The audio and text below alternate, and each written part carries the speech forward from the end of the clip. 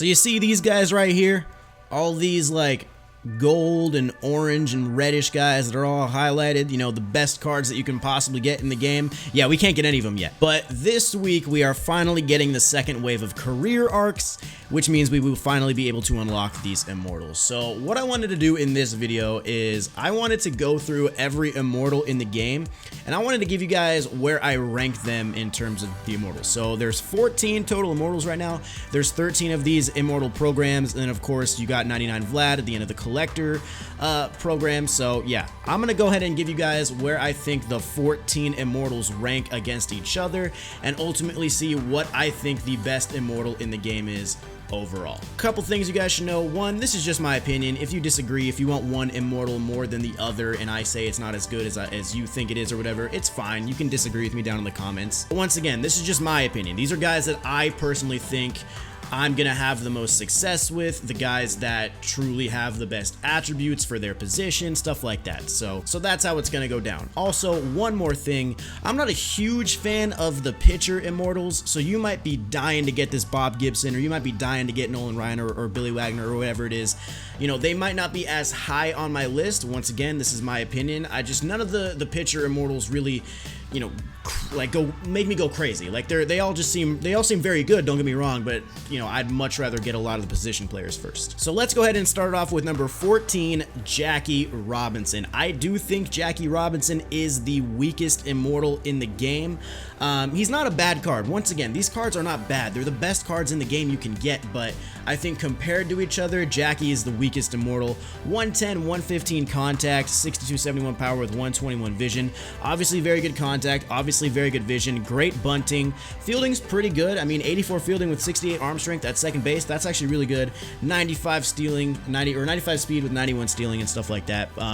Overall, the thing about this card that I think makes it weaker than a lot of the other ones is the fact that the power is low, and 62-71 isn't even that bad, but the thing is, you have your created player where you can get him to an 89 overall diamond, and you can get him to have stats that are fairly similar to this. Obviously not the ones over 100, but pretty good.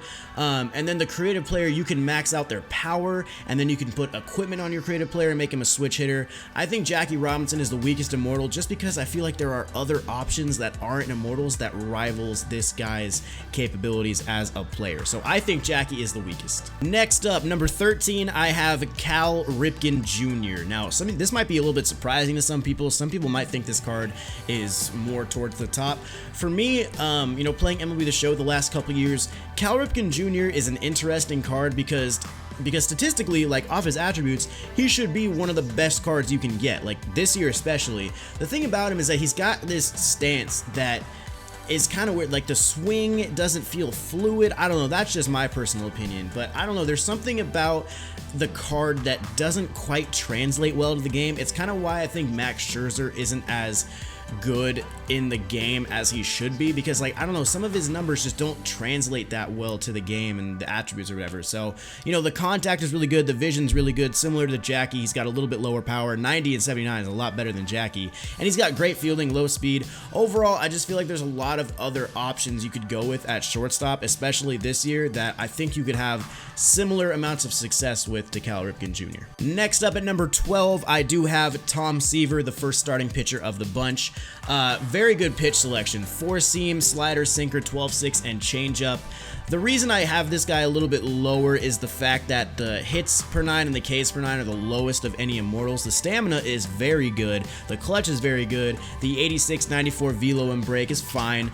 I just feel like Nolan Ryan and Bob Gibson are way more, I guess, attractive cards for me just because of the attributes and like the per 9s and stuff. By no means, once again, I feel like I need to say this, by no means is this a bad card, because the 4-seam at 96 with the 12-6 and the changeup in 72 to 74, that's a great difference in speeds.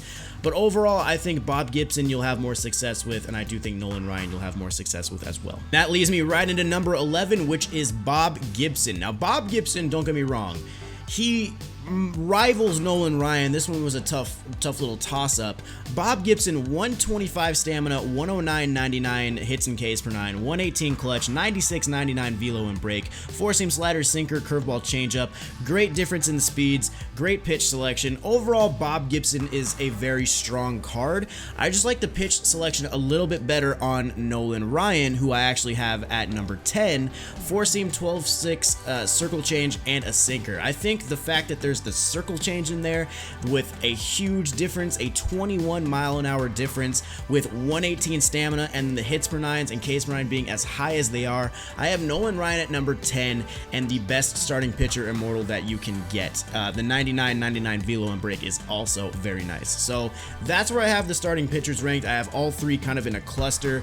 But yeah, I do think the starting pitchers for me are a little bit lower on the immortal list just because some of these position players are just absolutely incredible. The other thing, which I don't really know if this is fair to their rating, is the fact that when I get a position player immortal, I know for a fact that I'm going to be able to use that card every single game. With these starting pitchers, you know, you get a 1 in 5 chance of actually landing on this game. So I would rather spend my time going for a position player knowing I'll be guaranteed to use him every single game. Coming in at number 9, we've got Rich Gossage, closing pitcher from the New York Yankees. 121 hits per 9, 125 Ks per 9, 125 clutch, 99.99 velo and break, four-seam, slurve, sinker, changeup. Reason I have this guy lower than Billy Wagner is one, because Billy Wagner is a lefty, and Billy Wagner I think has a better pitch selection. I will of course talk about that when I get into Billy Wagner. But Rich Gossage, definitely a very strong card. Really good per 9s with good pitch selection with that sinker and slurve.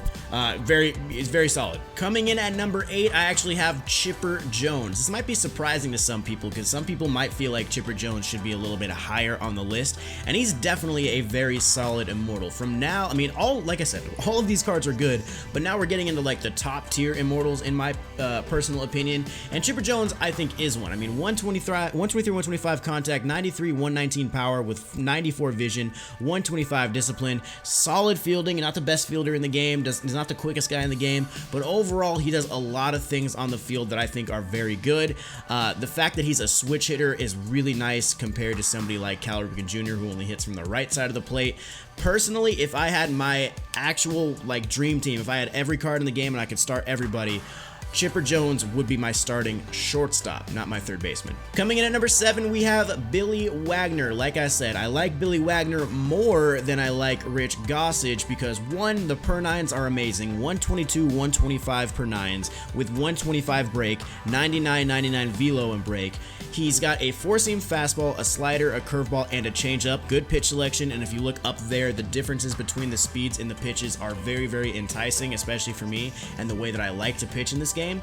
But the fact that he's a lefty, you know, you have Aroldis Chapman, who's not as good this year because of the pitch speeds being slow.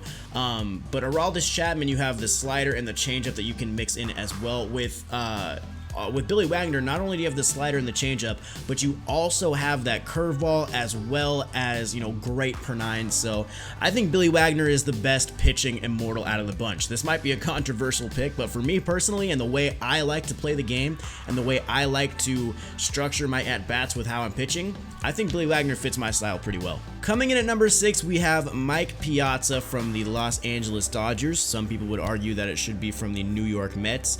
But I do like this card a lot. I mean, 114, 125 contact, 93, 125 power, 88 vision with 116 clutch. I do wish the fielding was a little bit better, especially for the catcher position. Like, you've got a lot of guys in this game that are great behind the dish, like Gary Carter, Yadier Molina. Like, there's a lot of really good defensive catchers you can get, but some of them don't have the proper hitting stats, or they don't have the hitting stats to complement that. And I think, of course, the Immortal Piazza does. So definitely Mike Piazza, I think, is the best catcher in the game. The speed's a little bit low too, but I think locking down that catcher position adds a lot of weight to his card. So I do think Mike Piazza is, in my opinion, one of the better immortals. Coming in at number 5, we have Stan Musial. So Stan Musial, very, very interesting immortal. The fact that he came out kind of late was interesting as well. It was kind of weird because, like, you're adding another immortal when we can't even unlock any other Immortals, and we can't even unlock this one that you just added. It was a little weird on the timing. I feel like they could have waited on it, but anyway, that's besides the point.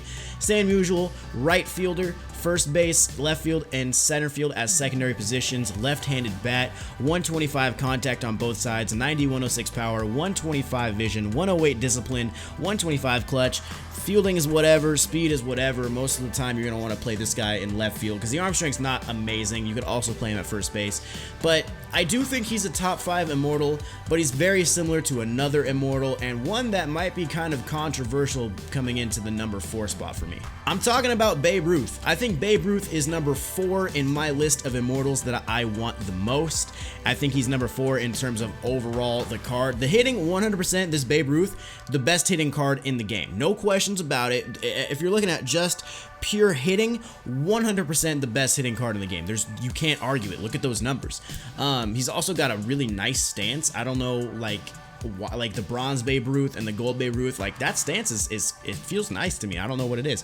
But the reason I have him at number 4 and not at like number 1 and number 2 that some people would probably have him as is because of the defense and the speed. Now, that's not why this guy is lower. It's just like, I'm not saying the defense and speed is bad. I'm saying that compared to some of the other Immortals, the top 3 that I have, the defense and speed will matter in terms of comparing them in those respective positions. So Babe Ruth, if I was going to have him on my team, he would actually play first base for me because I think my outfield would be pretty stacked with some of the other guys on this list. So yes, Babe Ruth is number 4 for me. So coming in at number 3, I have Vladimir Guerrero. I should warn you guys, Vladimir Guerrero is my favorite player of all time. I grew up watching this guy when he was on the Angels. So if you feel like there's some bias there, maybe there is, I don't know, you can say whatever you want, but the reason I have Vladimir Guerrero over Babe Ruth as an Immortal is not because of the hitting. The hitting, of course, obviously goes to Babe Ruth. Vlad's amazing. 107, 125 contact, 90, 121 power, 101 vision, 122 clutch, etc., etc. The reason I have him above Babe Ruth is because of the fielding and because of the speed. Like I said, I feel like the fielding and speed shouldn't go against Babe Ruth, but when you're comparing him to the other outfield Immortals, I feel like Vladimir Guerrero is overall a more valuable card because he does more things. 1, he can steal bases with 81 speed, 75 stealing, and 2, he can play defensively very well, 99 arm strength. You're not ever running on Vladimir Guerrero. Don't do it. So yes, Vladimir Guerrero is number 3 for me. Now it is time for the top 2. At number 2 on this list, I have Albert Pujols from the St. Louis Cardinals. I am an Angel fan, but yes, he's definitely a Cardinal. But I'll tell you why I like this card so much. He's got 109, 125 contact, 113, 120 power, 110 vision, 110 discipline, 125 clutch, 83 fielding. You know, fielding's whatever, speed's whatever. The reason I think this card is so good is because not only can he play first base, he can play third and 2 corner outfield spots. I'm definitely putting Albert Pujols at third base and putting Babe Ruth at first base because Albert Pujols does have third base as a position. That's why Chipper Jones would be my shortstop, my creative player would be my second baseman, my Piazza, my catcher, etc. So I have kind of an idea of my dream team all settled out, and Albert Pujols I think would be fine over at third base. Yeah, you can argue the arm strength is a little bit suspect and stuff like that, but if you can have a guy with this much hitting capability, I think you can sacrifice a little bit of arm strength over at third base if you know that he's going to be able to drive in runs with these stats. So Albert Pujols for me does come in at number 2. And coming in at number 1, guys, the kid. I do think the 99 Ken Griffey Jr. right now, out of all the cards we've seen, is the best overall card in the entire game. Out of everything, out of live series, Immortals, whatever it is, I think Ken Griffey Jr. is the best possible card that you can get in this year's game. For as far as we know, like there may be more that come out later that are better, but from right now, he's the best, dude. 103, 113 contact, 116, 125 power with 92 vision, 119 discipline, 105 clutch, and the same reason why I put Vlad over Babe Ruth is the same reason why I'm putting Ken Griffey Jr. over Vlad. the fielding, 95 fielding, 92 arm strength, 82 arm accuracy, 95 reaction, 84 speed, and 79 stealing. The guy just does everything for you. You don't ever need to take this card out. He's great against lefties. He's great against righties. He's going to be great defensively in late game. He's going to be able to steal bases and not clog it up. Ken Griffey Jr. is the best card. I don't think you can change my mind about this. I really don't. So Ken Griffey Jr. #1 Immortal overall for me. That's where I have my list. So I know that there are going to be some people that disagree with me on certain placings down in the comments. Some people probably have some pitchers higher. Some people probably have, you know, Cal Ripken Jr. higher and, you know, Gossage over Wagner and stuff like that. I'm ready for it. If you guys disagree, like I said, feel free to let me know down in the comments. But anyway, guys, hopefully you enjoyed this video. Drop a thumbs up on it if you did. Subscribe to the channel if you are new to keep up with all the new stuff coming out with Immortals and career arcs later this week. Hopefully you guys enjoyed. I'll see you in the next one. Peace.